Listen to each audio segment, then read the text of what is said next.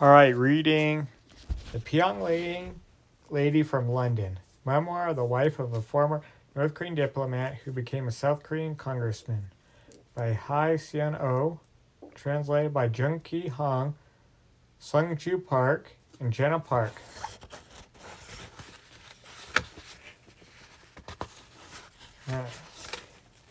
I dedicate this book to my parents who protected and nurtured me, to live life on my own terms, even on the harsh North Korean soil, with deepest love and gratitude. All right, prologue. Searching for my sister. It has already been 6 years ago since I arrived in South Korea in 2016. A few years ago, my husband asked me if I would like to accompany him to a meeting with some Korean Russians living in South Korea. Since I typically avoid getting involved in his work, I declined without much thought. He then reminded me, "Didn't you want to meet Korean Russians?" Then that's when it hit me, and I quickly responded, "Oh yes, I'll go with you." As we made our way to the meeting, I wondered what they would be like. The thought of meeting Korean Russians in South Korea, rather than in Russia, felt oddly fascinating. Having lived under socialist rule and now having to adapt to a capitalist society, I thought their experience might resemble that of North Korean defectors settling in South Korea. We met them at a small Korean restaurant in the Gangnam district of Seoul. To my surprise, they looked indistinguishable from us. Their resembling was striking. Despite all being from the small end of the Korean peninsula, there are so many different terms used to describe Korean people. South Korean, North Korean, Korean Chinese, Korean Russian, overseas Korean, overseas Korean, North Korean defector, etc. It seemed that all these different labels encapsulated the painful and tumultuous history of this small peninsula. After initial introductions, I ate quietly, not wanting to interrupt my husband's work. But when the conversation slowed, I couldn't help but ask the many questions that had been building inside me. Having lived in Soviet-influenced North Korea, I assumed I would be able to relate to their culture. I started asking about Soviet films that had been shown in North Korea and shared my experiences with Russian food. However, their father's subdued responses suggested that there were far fewer similarities between Korean Russians and North Koreans than I had expected. With over 100,000 Korean Russians living in South Korea, almost triple the 34,000 North Korean defectors, I realized that despite outward similarities, their culture was distinct. They spoke mostly in Russian, except when conversing with us. Suddenly, I felt a sense of empathy for them, as they appeared more comfortable communicating in Russian than in Korean. Even North Korean defectors who speak Korean find it difficult to settle in South Korea. It must be harder for Korean Russians who can't speak Korean to settle here, right? The woman who was the most affluent in Korean replied, "Even so, I think our situation is better than that of North Korean defectors." I asked why. "If North Korean defectors can't settle here, they have nowhere else to go. We're fortunate. We have families in Russia or Kazakhstan. It's comfortable to know we have a place to fall back to. Indeed, the North Korean government treats those who leave the country as traitors." After hearing their thoughts, I felt their situation was indeed much better than mine. Despite the relatively short distance to my hometown, I couldn't reunite with my parents and siblings. When they switched back to Russian, I tried to understand their conversation, but only recognized several words.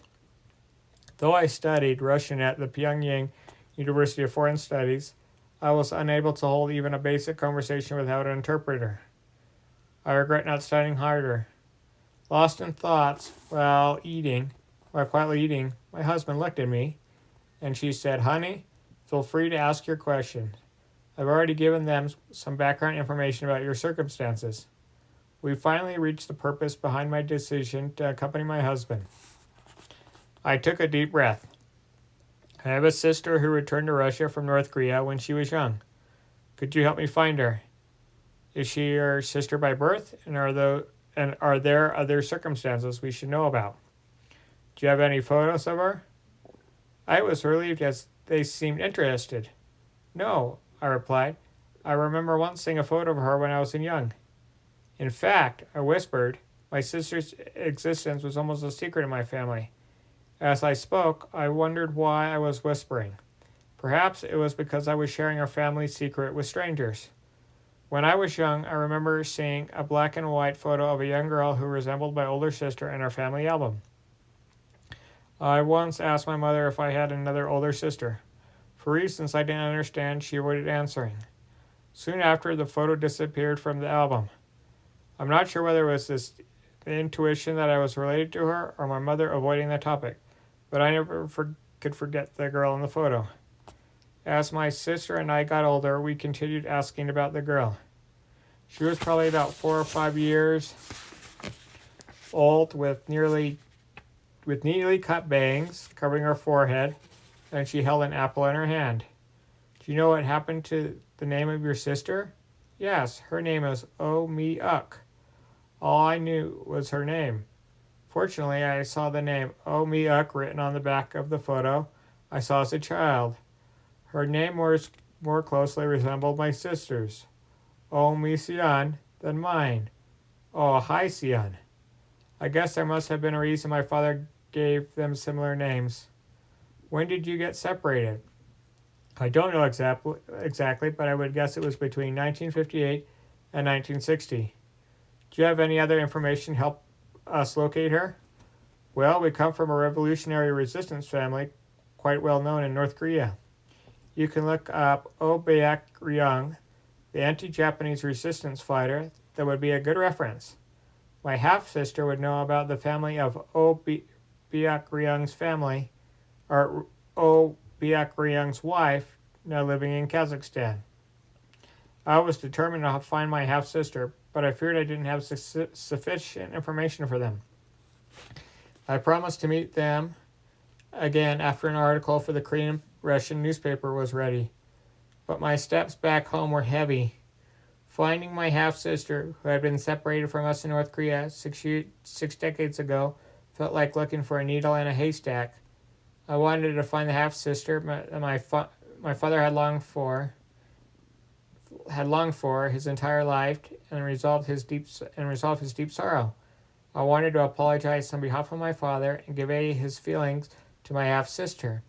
In addition to my deceased father, I also wanted to pay my emotional debt to my mother and siblings, though it wouldn't make up for everything that had happened.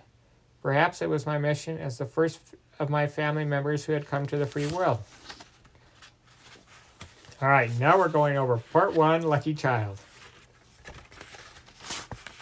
A family of partisan fighters and my father.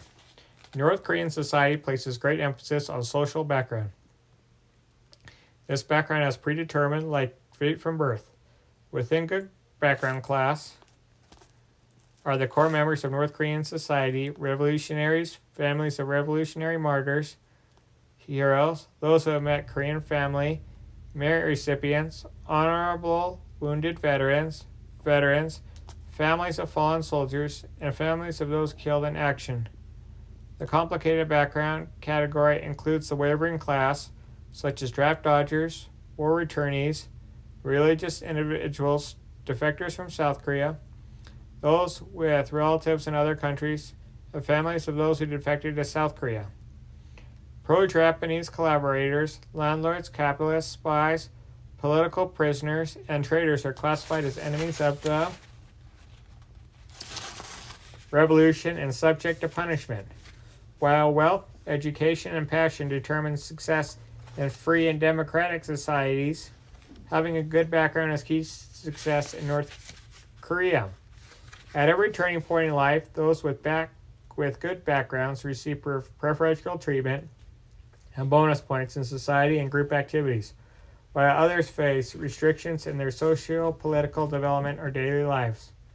Fortunately, my family was considered part of the revolutionary family, a core stratum in North Korea. My great-grandfather, Oh Bong-sam, was an independence activist, and his 6 sons all participated in the anti-Japanese movement. His second son, my grandfather, Oh Do-hyun, was the only one of his brothers to graduate from middle school, thanks to their support. However, he, along with his eldest brother, and a fourth younger brother died while participating in the anti-Japanese movement, never getting to see liberation. The third son, Oh Byak-ryong, whose real name was Woo Soo-hyun, also joined the Northeast Anti-Japanese United Army with Kim Il-sung in Manchuria of China. After liberation, he served as a vice minister of North Korea's Ministry of Interior, commander of the Guard Command, and the head of the military department of the Central Committee of the Workers' Party of Korea. My father, Oh Ki-soo, I guess her father is Oh Ki-soo, was born on August 11, 1932, in Wangqing County of Jilin Province of China. Her father, Oh Ki-soo, was born on August 11, 1932, in Wangqing County of Jilin Province, China. After losing his father at a young age, he struggled in Manchuria. Following liberation, Kim Il-sung called him to Pyongyang, where he entered Myeongdae Revolutionary School. Myeongdae Revolutionary School, a boarding school established by Kim Il-sung in his hometown in October 1947. Myeongdae is a revolutionary school, a boarding school established by Kim Il-sung in his hometown in October 1947 for the children of his comrades who died during his guerrilla days. When the Korean War broke out, children, including my father from the Myeongdae Revolutionary School, joined the Supreme Command's Guard Unit. As the war dragged on, he was sent to Moscow to study. This was Kim Il-sung's plan to protect the children of his revolutionary comrades from the war and prepare them to be the backbone of post-war reconstruction. Later on, Kim Il-sung actively used the children of anti-Japanese guerrillas to consolidate his power. Kang Sun-san, Choi Young-rim, Choi Ryong-hae, I remember Choi Ryong-hae, Hyun Cheol-hae, Oh Jiak-rul, Kim Young-chun, and Lee Young-ho, who all held significant positions in the Workers' Party and military during the rule of Kim Il-sung and Kim Jong-il, were all graduates of the Myeongdae Revolutionary School. My father was in the second graduating class of the school as well. After completing his studies, my father returned to North Korea with a Korean-Russian wife and a daughter. I learned of my half-sister from my mother after I became an adult. I do not know when or how my siblings learned of our half-sisters, as I never brought her up to my father or my siblings. My mother, fearing I might follow in my father's footsteps when she learned that I was dating a returnee student, carefully told me about my half-sister, a secret that had been kept for decades. Upon returning to Pyongyang from Moscow, my father was anxious. At the time, Kim Il-sung was consolidating his leadership by eliminating rivals, accusing the Workers' Party of South Korean members, Soviet and Yunnan factions, and Kapsan-born politicians of being factionless. My father was initially appointed as the assistant manager of the International Organization's Bureau of the Ministry of Foreign Affairs, but soon lost the party's trust because he was married to a Korean Russian. Let's see. He was barred from participating in any Soviet Union-related meetings, although he had been a trusted figure before marriage, thanks to his background as the son of an anti-Japanese revolutionary fighter with solid ties to Kim Il-sung. He was no longer considered trustworthy because of his marriage to a Korean Russian. My father, who regarded Kim Il-sung as his life's benefactor and pledged loyalty to him, found himself at a crossroads. He chose to protect his family's honor by remaining loyal to Kim Il-sung over continuous life with his Korean Russian wife and daughter. When the government repatriated people from the Soviet Union, my father sent his wife and daughter back, leading to their permanent separation. After the separation, my father could not even exchange a single letter with him. I could not ask more about my parents' past, but I now know many other students who studied abroad and went through similar family separations during that time. After I heard my mother's account, The mysteries my family had hidden began to unravel. My father likely never imagined that he would not see his young daughter again after their separation. Perhaps driven by his longing for his first daughter, he had a specific affection for the Soviet Union. Whenever Soviet, Kazakh, or Uzbek art troops performed in Pyongyang for Kim Il-sung, he meticulously inspected faces on television, hoping to find his daughter. Soviet-related films and household items were his cherished keepsakes. Looking back, it seems like these were his ways of expressing guilt and longing for the forsaken family. Whenever he met with a military delegation from the Soviet Union, he would return home drunk late at night, making my mother's heart ache even more. After sending away his Korean-Russian family, my father lived the life of a loyalist. In 1956, following Kim Il-sung's instructions to purge the remnants of the anti-party faction and to staff the Korean People's Army with children of his revolutionary comrades, my father was transferred to the Ministry of People's Armed Forces and wore military uniforms for the rest of his life. Afterwards, he served as head of the Personnel Department of the General Political Bureau of the Ministry of People's Armed Forces, the political director of Rajin Naval Academy, the political director of the 105th Tank Division, the political director of the Reconnaissance Bureau, the North Korean Chief Deputy Representative Panmunjom, the Vice President of Kim Il-sung Military University, the President of Kim Il-sung University of Politics, and the first director of the Victoria Memorial Hall.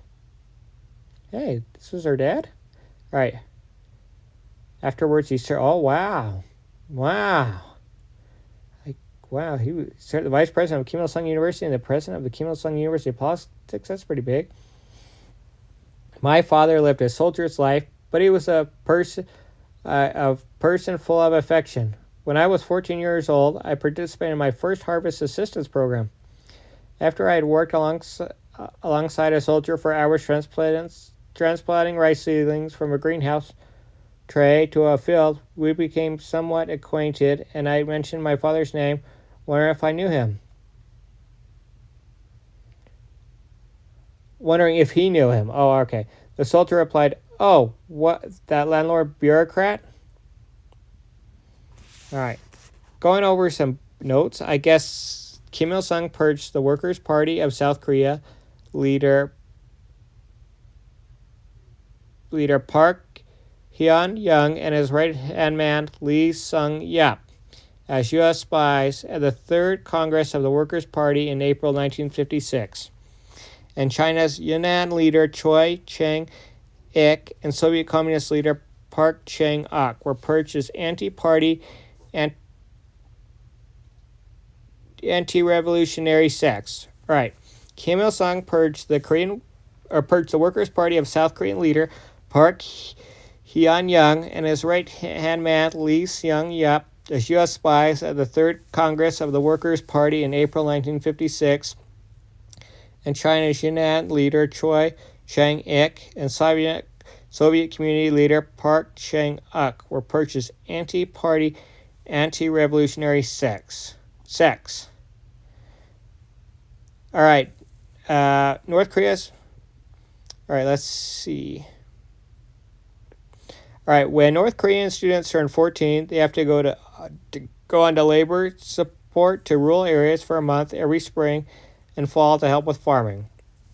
All right, when North Korean students turn 14, they have to go on labor support to rural areas for a month every spring and fall to help with farming. A farming method that advances the farming season by planting rice seeds, first in a nutrient nursery covered with plastic film in early spring, and transplanting the rice seedlings to the rice paddy after they have grown to a certain extent. All right, there's a farming method that advances the farming season by planting seeds first in a nutrient nursery covered with plastic film, a greenhouse, in early spring, and transplanting the rice seedlings to the rice paddy after they have grown to a certain extent. All right. I think I'm going to stop here with this recording.